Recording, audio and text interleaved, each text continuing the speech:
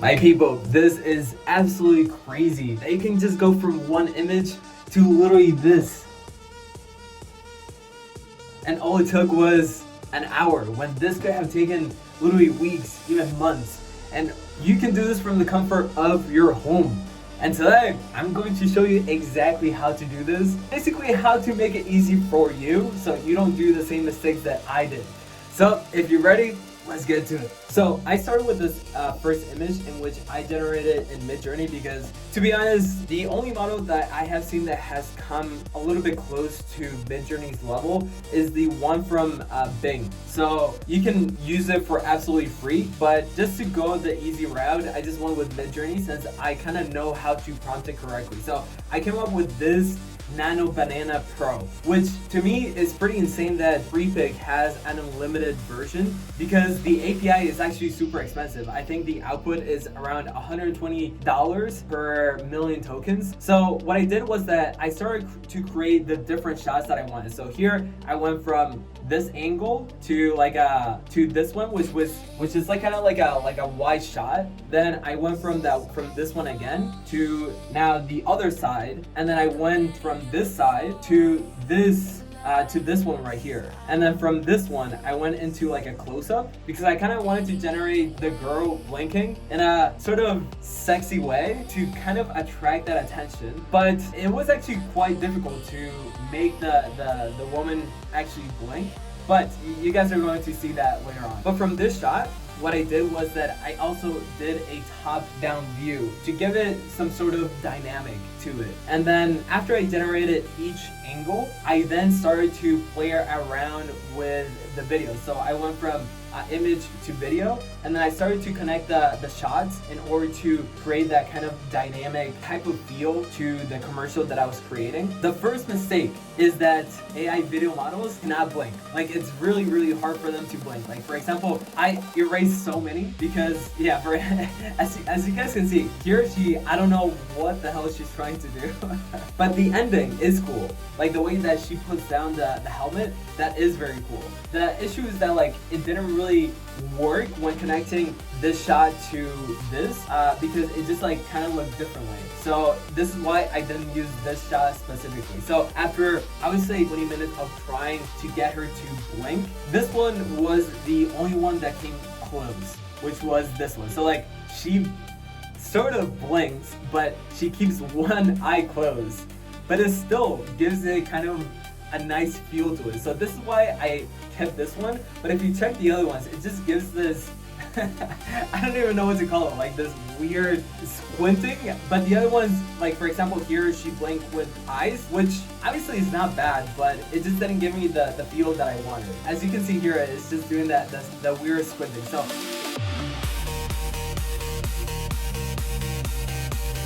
now, I could have gone two ways, and the second way that I actually went with was where we first start with these shots here, and then going to the girl blinking, and then getting the car to break into parts, getting together, and then going through the fours. But I could have gone the other way too, which was like first showing the different angles, then the car braking, and then going together, and then showing the girl blinking, and then having her drive off. The issue that I was running into when I was thinking about this idea is that I think this is kind of the easiest way to go about it, because if we would have broken the car into pieces and then putting it back together, maybe it wouldn't have created the same feel from this angle that you guys will see here, like from the car braking to getting together again, which is here, to zooming into her. So like, of course you could have gone either way, but I just thought that this way would have been quicker results and even more dynamic to the camera feel. So as you guys can see here, I went from these images to the video, and then I tried actually doing the image to video on this Canva, but it was actually not working out. So what I did was that I just went into the AI suite, and then I went into the video generator, and this is where the magic started to happen. And I first started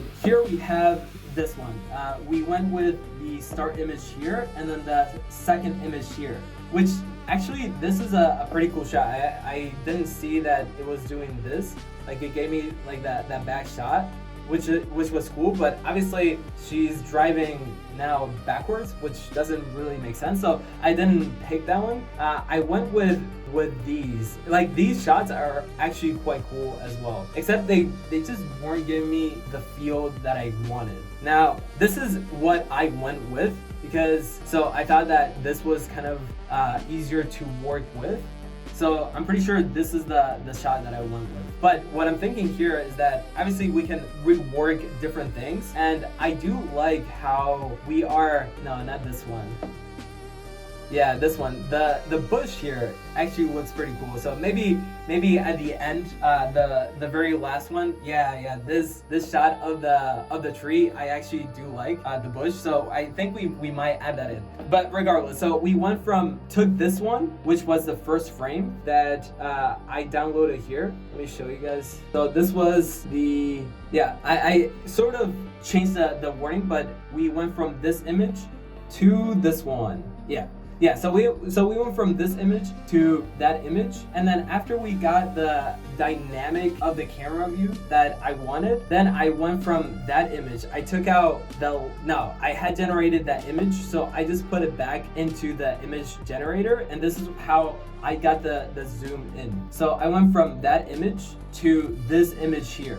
So what I'm doing is, if you guys go back to what we did here, basically we're just putting these shots together as first frame and last frame in order to combine the two. Here we went from this one to this one, and then now we're going from this one to this one, making her blink, and then you guys will see what happens afterwards. Yeah, so now we are going into the blinking, which is what we had trouble with. As you can see, I tried many times to do it, and it just gets me every time as she is squinting, or I don't know what is wrong with her eyes. So after we got the shot that she was sort of blinking or keeping one eye closed, then I wanted to go from that shot into like a wide angle one, which is what happened. So we went from this to this one. But what is important to note here is that the model that I used was actually Seedance Pro because it enabled me to generate only 3 seconds. So if you use, for example, Kling or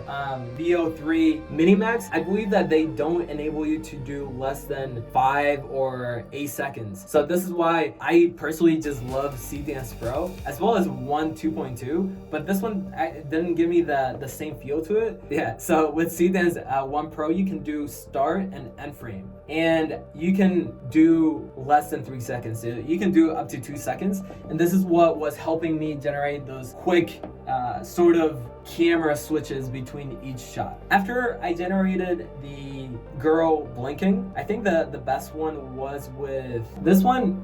Was surprisingly the best with Minimax Hailu 2.3. But honestly, this was kind of the only shot that it got correct, because the other ones didn't really look that good. So that was like a one-shot type of thing. So what we did here was that after she blinked, we then generated like a zoom out, like a crash zoom out into this shot over here. Now, in order to generate that one, what we did try a couple of times, and this was kind of like a hard shot to do in a way, just because it was kind of switching the angle, and I wanted to first do this to this one to the top down and give it a different feel to it, but it was just not working out because, as you can see, and this is the issue number 2 that I ran into, it kind of makes sense. If the car is running this way, but the top down shot, the car is facing that way,